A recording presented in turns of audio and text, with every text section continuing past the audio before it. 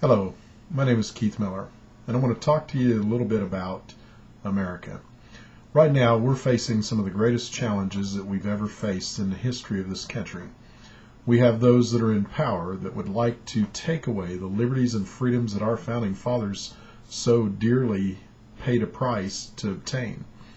The very liberty and freedom that those that have served in the armed forces throughout the history of the United States have laid down their lives and spilt their blood to further the cause of.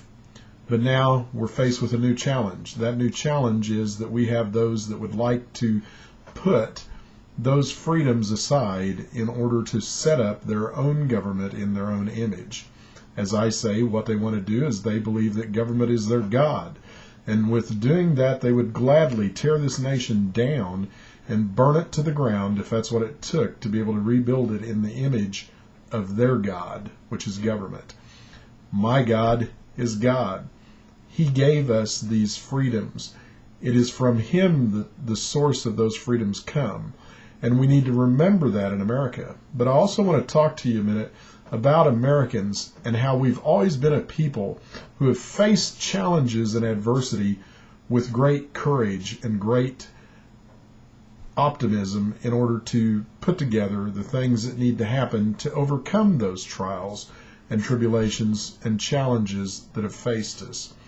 This is not a time to lay down and let things happen. This is not a time to say, well, what can I do? I'm just one person. This is a time when Americans need to once again rise to the challenge. If you really want to look at it in the proper perspective, this is a historic time, and we can be part of making history in America. We can be part of making history in a positive way of restoring the Constitution of the United States to its proper place. This isn't a time to quit. This is a time to stand. This is a time to come together in an American cause, which is restoring the Constitution of the United States of America to its proper role. This is a time where people can actually make a difference, and we can look back and we can pass on to our children and our grandchildren knowing that we did our part. There are those who would tell you to stop. There's no point in going forward, but I'm telling you there is. I believe that we as Americans can overcome any challenge that comes our way. I believe that as Americans that we can put together the type of organization and group that can change this country. I'm talking about real hope and real change, not the fake baloney stuff that Obama and his people talk about. You know, I said here a while back that it would be easier to argue with a donkey than it would with a liberal.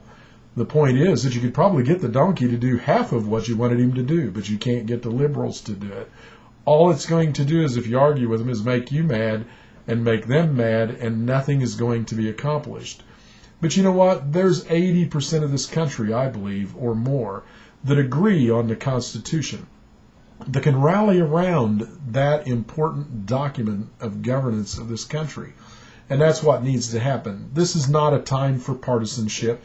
This is not a time to decide which party is better than the other. This is a time to join together in an American cause. And it's time to stand. And it's time to look forward instead of looking backwards on the last few months. We do need to look at history, because our history is full of examples of those that took a stand on principle and those who stood up and were willing to pay the price to secure our liberty and our freedom. It's time to do that again. If you're willing to do that, then I want you to go to libertybroadcasting.net. That's libertybroadcasting.net. I want you to look at what I'm working on, and I want you to get involved. You know, in 1973, right out of high school, I went into the Marines.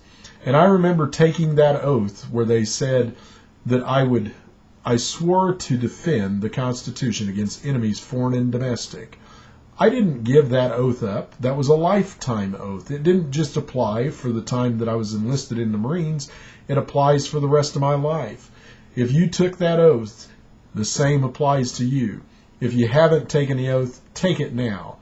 Swear your allegiance to defending and protecting the Constitution against enemies foreign and domestic, because those enemies domestically are trying to destroy this constitutional republic that our forefathers gave us and spilt their blood for. Go to libertybroadcasting.net and check out the Petition of Right and what we're working on in trying to bring this country back into check and protect our freedoms and our liberties. Thank you for listening.